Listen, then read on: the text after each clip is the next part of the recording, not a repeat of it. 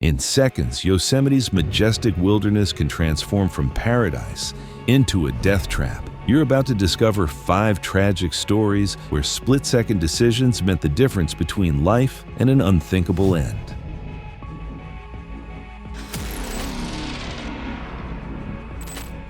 It was July 13, 2024, and Grace Rolof had been dreaming of this moment for months. The 20-year-old Arizona State University mathematics student possessed an adventurous spirit that perfectly complemented her analytical mind.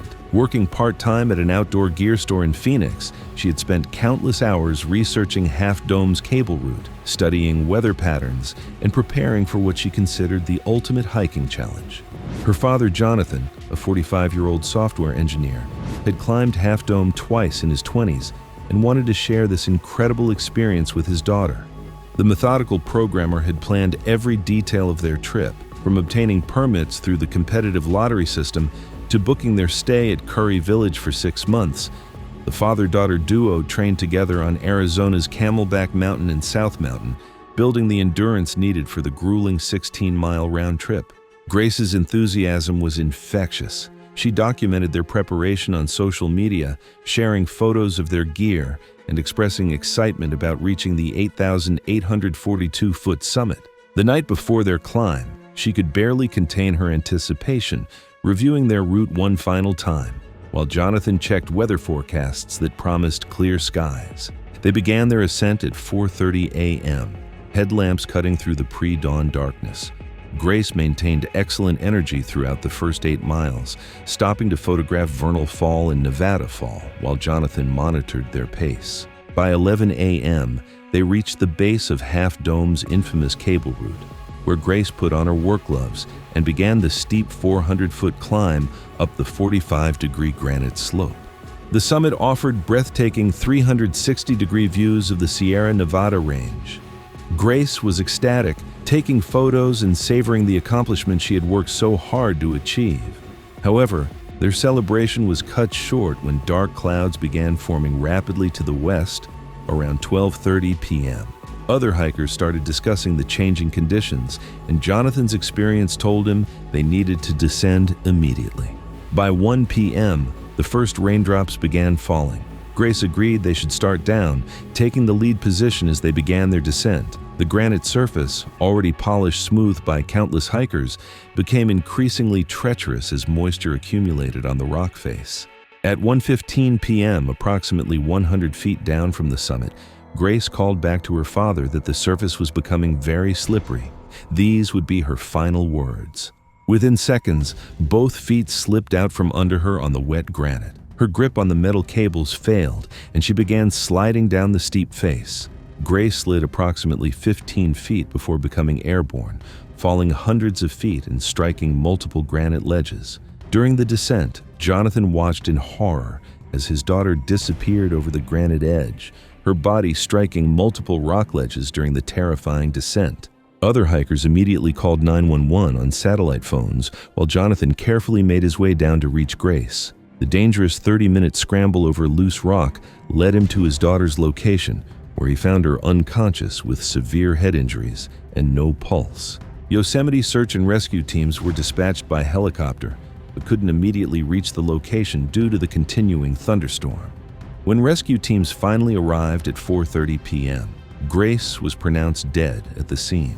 Officials determined she likely died instantly from massive head trauma caused by the impact with granite ledges.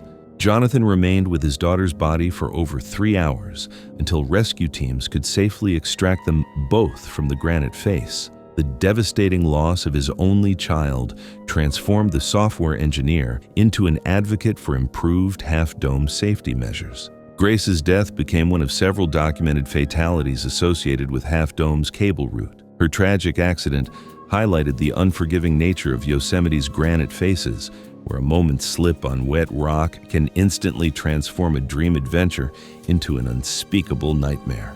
The young mathematician who had calculated risks and prepared meticulously for months ultimately fell victim to the one variable she couldn't control: the unpredictable Sierra Nevada weather that turns Half Dome's cables into a deadly trap. While Grace's tragedy shocked her family, Another experienced climber was about to discover that even decades of expertise couldn't save him from Yosemite's merciless granite walls. It was October 1st, 2025, and Balin Miller was living his ultimate dream. The 23-year-old Alaskan wilderness guide and rock climbing instructor had spent 2 years meticulously planning his assault on El Capitan's legendary granite face. Known throughout the climbing community for his technical skills and unwavering commitment to safety, Miller had earned respect through countless big wall climbs across Alaska and the Pacific Northwest. Working as a climbing instructor in Anchorage, Miller possessed the rare combination of youthful enthusiasm and mature judgment that made him a sought-after guide. His social media followers knew him as the adventurous climber who documented his expeditions with infectious energy. Always emphasizing proper technique and safety protocols, El Capitan represented the pinnacle of his climbing ambitions. Miller arrived in Yosemite Valley on September 28th with climbing partner Jake Morrison, a 26-year-old from Seattle. The methodical Alaskan had spent months studying route descriptions, organizing gear, and training specifically for the Sea of Dreams route. Their preparation was thorough, consulting with experienced big wall climbers and reviewing favorable weather forecasts. The pair began their ascent at dawn on October 1st, making excellent progress up the initial pitches. Miller's technical expertise shone as he led the more challenging sections, his years of Alaskan ice and alpine climbing translating perfectly to Yosemite's granite. By afternoon, they had reached Sickle Ledge at approximately 1,000 feet above the valley floor. However, incoming weather prompted the experienced climbers to make a tactical retreat. Miller took responsibility for organizing their gear and setting up the rappel system for their descent. His attention to detail and safety first mentality had kept him alive through countless dangerous situations in Alaska's unforgiving mountains. At 3:30 p.m., Miller began threading their 200-foot climbing rope through anchor points on Sickle Ledge. He attached his rappel device to his harness with practiced precision and began the descent, while Morrison remained on the ledge to manage the rope system. The initial 150 feet of rappelling proceeded smoothly, Miller's technique flawless. Then, Miller encountered a piece of stuck gear wedged in a crack. The camming device, worth approximately $80, represented expensive equipment that climbing guides couldn't afford to abandon.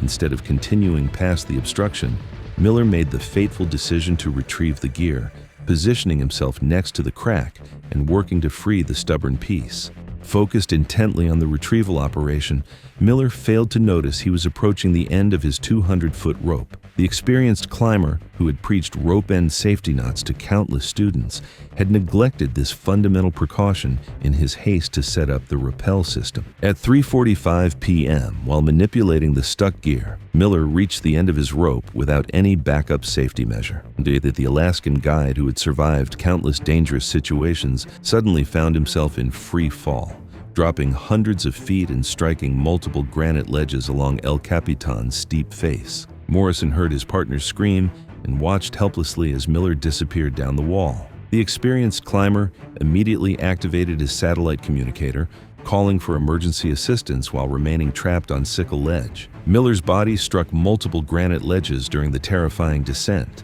the impact with rock at terminal velocity causing massive trauma to his head, chest, and limbs.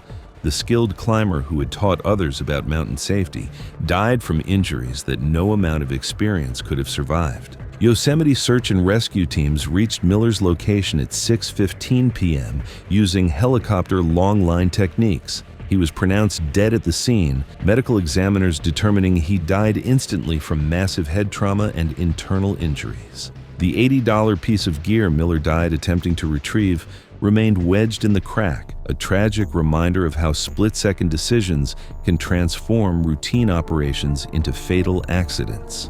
Miller's death shocked the climbing community, serving as a sobering reminder that even the most experienced climbers remain vulnerable to momentary lapses in judgment. But Miller wasn't the only expert who thought they were safe in Yosemite's wilderness. Sometimes, death strikes from the most unexpected places, turning a peaceful nature walk into an unthinkable nightmare. It was July 19th, 2025, and Angela Lynn was experiencing pure joy in one of her favorite places on Earth. The 29-year-old Google software engineer had built her reputation at the Mountain View campus through her methodical approach to machine learning algorithms and her infectious enthusiasm for problem solving. Known among colleagues for her weekend hiking adventures throughout the Bay Area, Angela possessed the rare combination of technical brilliance and deep appreciation for nature's beauty. Living in San Francisco with her boyfriend David Hua, a 31-year-old architect, Angela had been the driving force behind their Yosemite camping trip. Her promotion to senior engineer had given her the perfect excuse to celebrate with David and their close friends, Mark and Sarah. Angela's organizational skills, honed through years of managing complex software projects, had made her the natural trip planner, researching trail conditions and safety information. The group had reserved campsites at Tuolumne Meadows Campground for their 3-day adventure, planning to explore the high country trails and ancient giant sequoias. Angela was particularly excited about visiting Tuolumne Grove, where she could photograph the massive trees for a nature photography project she had been developing for months. On the morning of July 19th, Angela woke early at their 8,600-foot elevation campsite, energized by the crisp mountain air and stunning sunrise views. The weather conditions were absolutely perfect: clear skies, 72-degree temperature, and no wind. Angela had confirmed ideal conditions for their planned 2.5-mile round-trip hike. The group started their leisurely hike at 9 a.m., with Angela carrying her professional camera equipment and discussing her photography techniques with David. Her excitement was palpable as they approached the grove, home to giant sequoias over 2,000 years old and reaching heights of 250 feet. At 10:30 a.m., the group reached Tuolumne Grove and began exploring among the massive trees. Angela immediately began photographing a particularly impressive sequoia, adjusting her camera settings with the same meticulous attention she applied to debugging complex algorithms. Her technical mind appreciated the challenge of capturing the enormous scale of these ancient trees. Angela was completely absorbed in her photography when the group heard a loud cracking sound coming from approximately 100 feet above them. David looked up and spotted a large dead branch, estimated at 8 feet long and 18 inches in diameter, beginning to separate from one of the giant sequoias. The 400-pound piece of wood had likely been weakened by years of weather and natural decay. David shouted a warning, but the massive branch was already plummeting toward Angela at over 60 miles per hour. Focused intently on adjusting her camera settings, Angela had less than 2 seconds to react when she finally looked up at David's desperate warning. The 400-pound branch struck Angela directly on her head and upper torso, driving her to the ground with tremendous force and pinning her beneath its massive weight. The impact caused immediate catastrophic head trauma, crushing injuries to her skull and severe damage to her cervical spine and rib cage. David, Mark, and Sarah immediately rushed to lift the heavy branch, requiring all three to work together to move the enormous piece of wood. Once freed from beneath the branch, Angela was unconscious, not breathing, and bleeding heavily from severe head wounds. David, who had wilderness first aid training, immediately began CPR while Mark called 911. Despite their desperate efforts, Angela showed no signs of life. Emergency medical services were dispatched from Tuolumne Meadows, but the remote location meant a 45-minute response time. Paramedics arrived at 11:25 a.m. and continued advanced life support measures. But Angela had suffered injuries incompatible with life. She was pronounced dead at the scene. The medical examiner later determined that Angela died instantly from massive head trauma and cervical spine fractures caused by the falling branch. Park officials investigated thoroughly, concluding it was a completely random natural occurrence with no way to predict or prevent the branch failure. Angela wasn't the only one whose dreams turned deadly in Yosemite. Miles away, another victim was about to discover that preparation means nothing when the mountain decides your fate.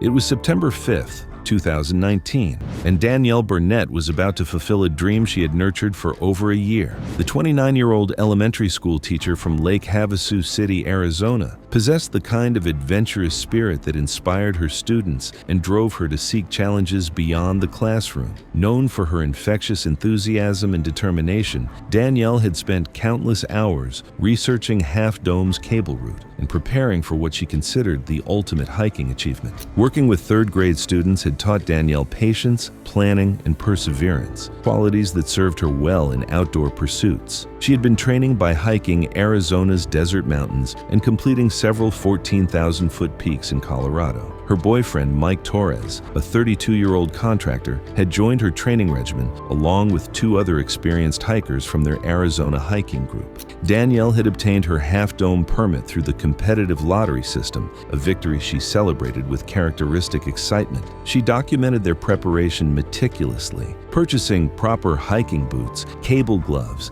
and studying weather patterns for early September. The group started their hike at 4 a.m. on September 5th, headlamps cutting through the darkness as they began the grueling 16-mile round trip. Danielle maintained excellent energy throughout the initial 8 miles, her months of training evident in her steady pace. She stopped frequently to photograph Vernal Fall and Nevada Fall, sharing her excitement with Mike and their companions. Weather conditions were initially favorable with clear skies, though afternoon thunderstorms were forecast. Danielle's research had taught her about the dangers of lightning on Half Dome's exposed granite, and she felt confident they would summit and descend well before any weather arrived. At 11:30 a.m., they reached the base of Half Dome's infamous cable route. Danielle put on her work gloves with practiced precision and began the steep 400-foot climb up the 45-degree granite slope. Her months of training paid off as she climbed confidently, using proper technique.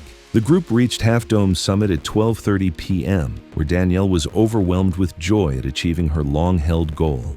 The 360-degree views of the Sierra Nevada range exceeded her highest expectations. She took photos and savored the moment, feeling deep satisfaction from months of preparation culminating in success. However, their celebration was interrupted around 1 p.m. when dark clouds began building to the west. Danielle agreed with the group's decision to begin their descent as the first drops of rain began falling. Danielle started down the cables first, gripping the metal cables tightly as the granite became increasingly slippery from the light rain. Her cautious nature served her well as she moved deliberately down the steep face, calling back updates to Mike and their companions. At approximately 1:15 p.m., about 150 feet down from the summit, Danielle's feet suddenly slipped on the wet granite. Despite her careful technique and proper gloves, she lost her grip on the increasingly slippery metal cables and began sliding down the steep granite face on her back, unable to regain control. A fellow hiker positioned further down the cables immediately recognized the emergency. He dropped to his stomach and reached out desperately as Danielle slid toward his position, stretching his arm as far as possible in a heroic attempt to grab her hand. The stranger came within inches of making contact, but Danielle was sliding too fast. She continued sliding for about 30 feet before going airborne, falling hundreds of feet and striking multiple ledges along the northeast face. During her terrifying descent, Danielle struck multiple granite ledges, suffering massive head trauma, spinal fractures, and internal injuries from the repeated impacts. The heroic hiker and other witnesses immediately called 911 using satellite phones, while Mike and their group began a dangerous descent to try to reach Danielle Yosemite. Search and rescue teams were dispatched by helicopter but faced delays due to the continuing thunderstorm. Rescue teams reached Danielle's location at 4:45 p.m., finding her at the base of a granite cliff with fatal injuries. She was pronounced dead at the scene, with medical examiners determining she died from massive head trauma and internal bleeding. The elementary school teacher who had inspired countless students had become another tragic victim of Half Dome's unforgiving granite face. Danielle's tragedy proves that even heroes can't always save the day. Across the valley, someone was about to discover that familiarity breeds deadly overconfidence.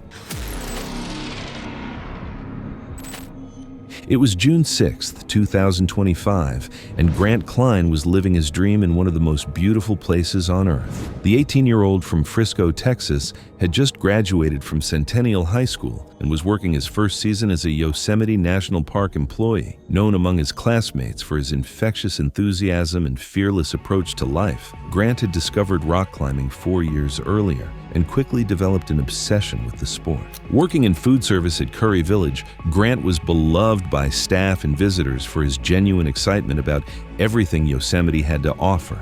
His co-workers knew him as the kid who spent every free moment studying climbing routes and planning his next adventure on the valley's legendary granite walls. Grant had successfully completed several easier routes since arriving in May, including parts of El Capitan and various climbs on Cathedral Rock. Grant's climbing progression had been rapid during his high school years. Starting at local Texas crags and indoor gyms, he had traveled to Colorado and Utah during school breaks, completing several multi-pitch routes that impressed more experienced climbers. His natural athleticism, combined with a fearless attitude, made him a standout young climber. For weeks, Grant had been studying the Royal Arches route, a classic 1,600-foot climb rated 5.7 A0 that many considered essential for developing big wall skills. He had climbed the route once before, with ropes and an experienced partner, successfully completing every pitch and memorizing the key sequences. The route's moderate rating made it seem perfect for his first major free solo attempt. On June 6th, Grant had the day off and woke early with perfect weather conditions. Clear skies, calm winds, and comfortable temperatures created ideal climbing conditions. He told his roommate Jake that he was planning a quick solo climb on Royal Arches and expected to be back by afternoon for a staff barbecue. Grant started his climb at 7 a.m., carrying only chalk, approach shoes, and a small water bottle. His confidence was high as he began free soloing the route, climbing without ropes or safety equipment. The initial pitches went smoothly, with Grant moving efficiently up the familiar granite face using techniques he had practiced countless times. By 9:30 a.m., Grant had climbed approximately 800 feet up the route, making excellent progress through the easier 5.4 and 5.5 sections. His technique was solid, his confidence unwavering, and the granite felt secure beneath his hands and feet. Everything was proceeding exactly as he had envisioned. At 10 a.m., Grant reached the pendulum pitch area, where the climbing becomes more technical. Approximately 1,000 feet above the valley floor, he encountered a 5.7 section that required delicate footwork on small granite crystals. This was the most challenging part of the route, demanding precise movement and absolute commitment. While making a reach for a crucial handhold, Grant placed his left foot on a small granite crystal that had appeared solid during his previous rope descent. However, the crystal broke under his weight, a completely unpredictable failure that left him suddenly off balance and fighting to maintain his position on the vertical wall. With no rope to catch him, Grant lost his balance and began falling backward away from the granite wall. The teenager who had dreamed of becoming one of Yosemite's elite climbers suddenly found himself in free fall, falling hundreds of feet, striking multiple ledges as he descended the steep face of Royal Arches. During his terrifying 8 to 10 second descent, Grant struck multiple granite ledges and features, each impact causing massive trauma to his head, spine, and internal organs. Other climbers on nearby routes witnessed the fall and immediately recognized the catastrophic nature of the accident. Grant's body came to rest on the rocky talus slope at the base of Royal Arches, having suffered fatal injuries from multiple impacts during the fall. The impact with granite ledges at terminal velocity caused injuries that no medical intervention could have survived. Yosemite search and rescue teams reached Grant's location within 30 minutes, but he was pronounced dead at the scene from massive trauma. His roommate, Jake, became concerned when Grant didn't return for the staff barbecue and reported him missing, leading to the discovery of his body. The climbing community mourned the loss of the enthusiastic young climber. Grant's death served as a tragic reminder that even familiar routes can present unexpected dangers when climbed without safety equipment. Thanks for watching. Ready for more? Click on your screen now.